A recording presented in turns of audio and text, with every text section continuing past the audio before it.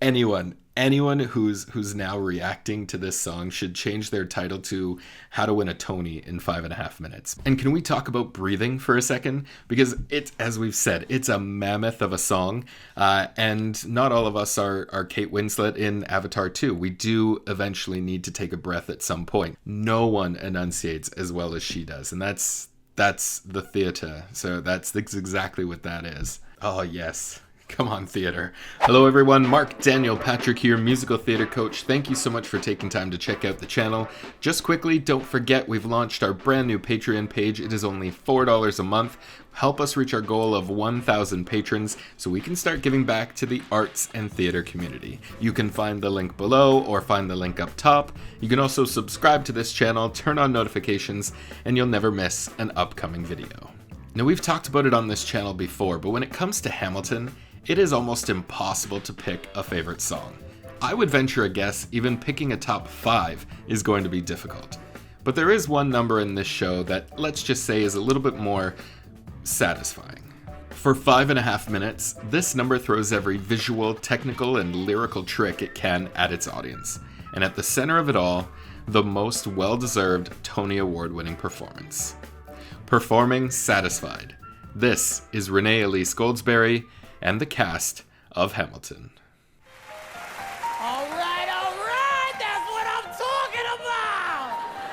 Now everyone give it up for the maid of honor, Angelica Schuyler! A toast to the groom, To the groom, to the groom, to the groom, to the bride, to the bride. from your sister. Who's always by your side, to your union, To the revolution! and the hope that you provide. May you always be satisfied. Now, she is so incredibly well trained, honestly, and that is the first dead giveaway, is that nice vibrato right there. That is a well-trained technical aspect of her voice for sure. I mean, there's nothing manufactured there. There's nothing that she's putting onto it to try and create that vibrato. It's perfectly controlled. She can bring it up, bring it down. She can use it so incredibly well. And that's one true tell sign of a well-trained singer, is their natural trained vibrato can really get them through a lot of pitchy issues. But there's none with her. And that's the first dead giveaway, is that beautiful vibrato that she can just throw onto any note she wants.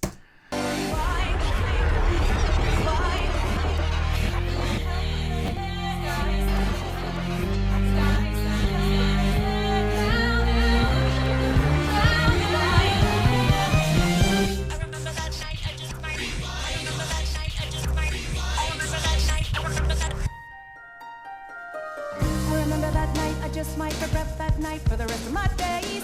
I remember those soldier boys tripping over themselves to win our praise. I remember that dream like candlelight, like a dream that you can't quite place. But Alexander, I'll never forget the first time I saw your face. So there's so much going on in this number. So from a technical standpoint, for those of you who don't know, Satisfied is basically a repeat of the 2 previous numbers, now just in the opinion of Angelica. So she can sort of tell her side of the story, and you kind of get a sense of how she led Hamilton into her sister Eliza. So that's basically the technical aspect that's going on in this number. I have never been the same. Intelligent eyes in a hunger pang frame. And when you said hi, I forgot my dang name. Set my heart aflame, every part aflame. This is not a game. Strike me as a woman who has never been satisfied. I'm sure I don't know what you mean. You forget yourself. You're like me, I'm never satisfied. Is that right? I've never been satisfied. My name is Angelica Schuyler. Alexander Hamilton, Where's your family from? unimportant, there's a million things I haven't done. Just you wait, just you wait. Stop. So this is what it feels like to match with someone at your level. What the hell is the catch? It's the feeling of freedom, of seeing the light. It's Ben Franklin with a key and a kite. You see it right. The conversation lasted 2 minutes, maybe 3 minutes. Everything we said in total agreement. It's agreement. It's a bit of a dance, a bit of a posture. It's a bit of a stance. He's a bit of a flirt, but I'ma give it a chance. I asked about his family. Did you see his answer? seat of his pants. So that's the beauty of this film version, right? Is that it's amazing to see musical theater live, of course, but when you're seeing it live, there are so many intricate things that you're not going to be able to catch. But the beauty of seeing it on film is you can stop, pause, rewind as many times as you want to really see what's going on here. For example, number one is, so Chris and Renee are now going to do a dance that they've done in the previous number, but now the spot is focused on her and she doesn't look at him. She's looking out at the audience and telling her side of the story for Satisfied, but they've done this dance already. So if you're in the audience, you may see that. You may see these small little things that, oh, I've seen that before, and kind of get a sense of how technical and how deep this number really is. But it's beauty of things like film, right, that allow you to go back and really see the true intricacies and the levels of storytelling that's going on in this number. Handsome boy, does he know it? Peach fuzz, and he can't even grow it. We want to take him far away from this place. Then I turn and see my sister's face, and she is helpless. And I know she is helpless. And her eyes are just helpless. And I realize three fundamental truths at the exact same time. Where are you taking me?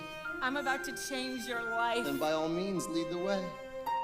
I'm a girl in a world in which my only job is to marry rich. My father has no son, so I'm the one who has to social climb for one. Cause I'm the oldest and the wittiest and the gossip in New York City is, and city is, and Alexander is penniless. That doesn't mean I want him any less. Oh. God, the demands of this song are just so incredible. But if you're performing this song and you're willing to bear down and put in the work, I mean, it can be achieved. It is a very difficult song, but if you're putting in the work, it can be achieved in the way she does it here. Number one would be feeling, right? So she's got to break it down. She has to break this entire song down into something that makes sense for her. So the first thing she's doing is feeling. So if she can understand what her character is feeling and what her character is experiencing in the scene and kind of what her character wants, then she's able to slowly layer in the text, right? Because the text is the biggest thing of this song that's really gonna trip you up. It would be an absolute bitch to memorize this for sure. But if you can understand the feeling of what your character wants and what your character is experiencing, then each lyric you can now attach to a certain feeling, and therefore the song starts to make a little bit more sense. You can contextualize it a little bit more. So you need to, sitting down and looking at the lyrics and trying to just, get it into your head by repetition over and over may work for some people. But ideally what you want to do is you want to attach a feeling to every lyric, or at least every phrase, right? If you can do that and you can visualize that feeling in your head, remembering those lines and nailing down the entire complexity of this song will eventually become a little bit easier. A little bit easier. It's a pleasure to meet you. Skylar. My sister.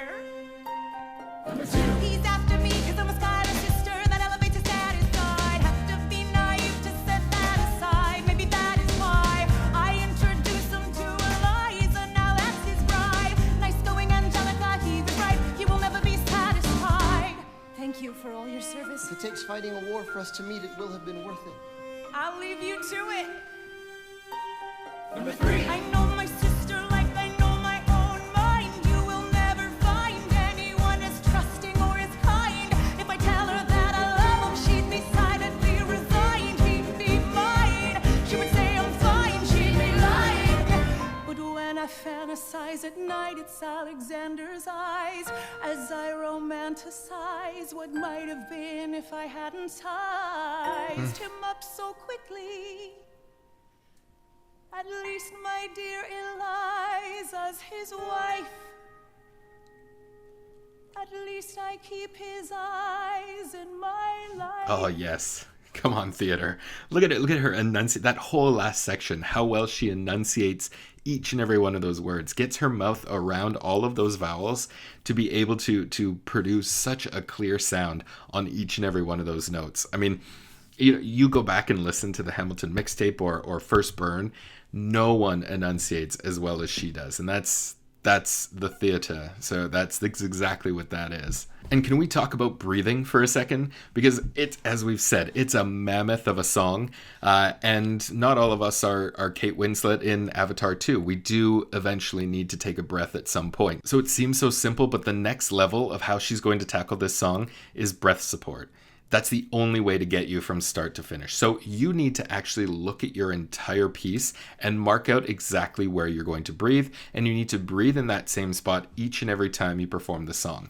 If you don't, you risk all of a sudden breathing in the wrong spot, which throws off the rhythm of the rap. Or even worse, you can't get to the ends of phrases, right? And then you lose the text, which is the whole point of this entire number. So as simple as it sounds, go through the entire piece. I guarantee she's done it as well. You go through the entire piece and you mark out exactly where you're going to breathe each time. And once you're performing the song over and over, or 8 times a week, muscle memory eventually takes over and you're able to achieve that breath support you need.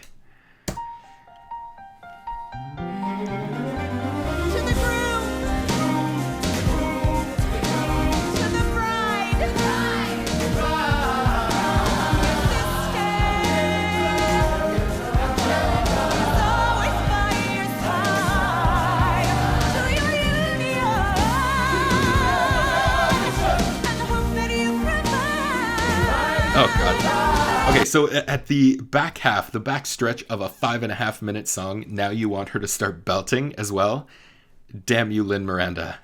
It's just so good. Okay, let's go back. I just want to go back on one thing quickly here, that section again.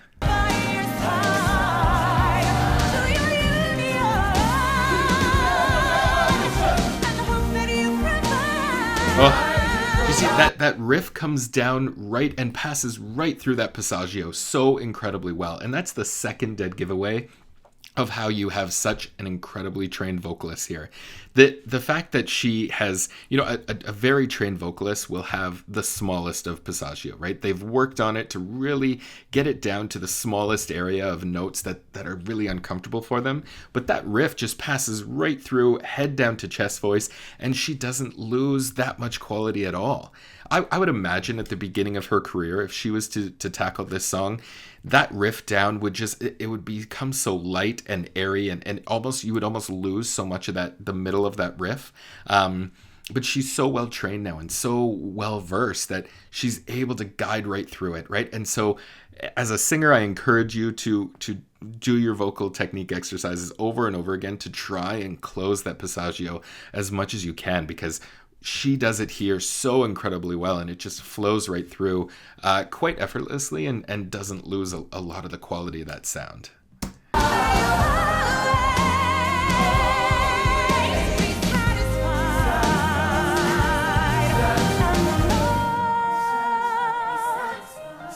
She'll be happy as his bride, and I know he will never be satisfied. I will never be satisfied.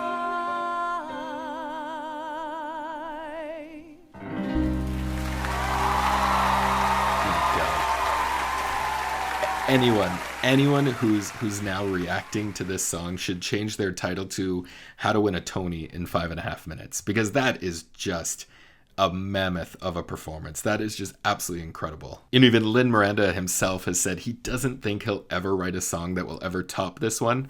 I mean, it's a little tongue-in-cheek. He's too good. We know he'll give us some gems in the future for sure. But this one, my God, they hit a home run with this one 100 times over. And in this number, you add in Andy's choreography on top of it as well.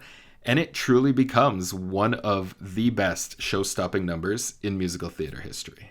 Okay, that's all the time we have for this video. Thank you so much for watching. Don't forget to go ahead and hit that subscribe button and leave me some comments of what you'd like to see in the future and what you thought of this video. Until next time, I'm Mark Daniel Patrick, and thanks so much for watching.